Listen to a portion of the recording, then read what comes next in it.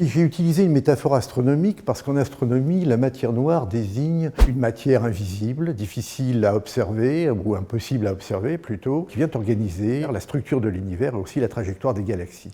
Et alors de manière métaphorique, j'ai essayé d'expliquer ce qui se jouait en ce moment dans le malaise démocratique à travers cette idée qu'il y a des structures invisibles qui viennent organiser cette crise démocratique actuelle.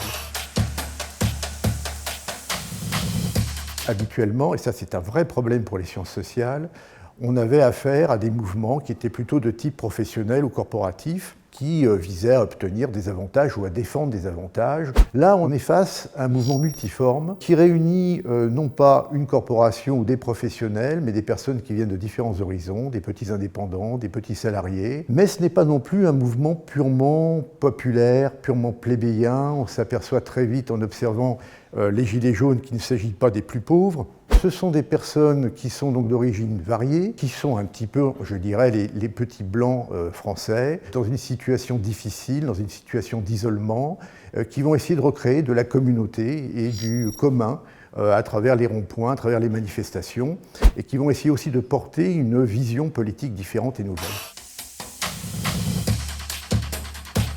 Même à la fin 2019, on s'aperçoit qu'une majorité de Français interrogés sont encore en soutien de ce mouvement parce qu'ils estiment que ce mouvement, effectivement, exprime, même de manière confuse, même de manière parfois maladroite ou utopique, l'idée que quelque chose s'est détérioré, s'est disloqué au sein de la démocratie représentative. En fait, cela exprime un phénomène de fond, que le consensus global sur le mécanisme ou le fonctionnement de la démocratie représentative qui s'était établi depuis la Seconde Guerre mondiale est en train de se briser, est en train de disparaître.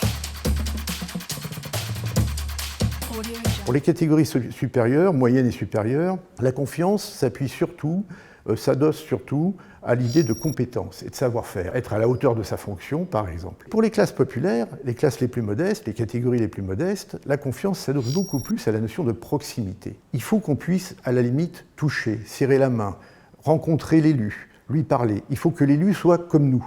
Ça, c'est très important. Et là, on voit vraiment une différence anthropologique fondamentale entre deux types de confiance qui ne s'accordent absolument pas. Et le mouvement des Gilets jaunes, c'est justement la remise en cause complète de la confiance professionnelle portée à la compétence. C'est là surtout que le macronisme ou le gouvernement ou le président de la République ont des vrais problèmes parce qu'ils n'arrivent pas à légitimer leur position et leur activité par ce recours à l'argument économique. Je crois qu'il y a peut-être trois pistes d'évolution qui sont sérieuses. La première, c'est effectivement de se lancer dans une transformation institutionnelle du pays et notamment de se lancer dans une nouvelle décentralisation qui aujourd'hui est largement en panne. Il suffit d'écouter les maires, notamment les maires des petites communes. Un second point, je pense, et c'est très très important, c'est le fait que les Français souvent sont très très mal formés et je dirais que cette caractéristique est particulièrement importante chez les jeunes générations et chez les plus jeunes, dont une majorité, par exemple, en dessous de 135 ans, ne connaissent même pas le nom du maire de leur commune.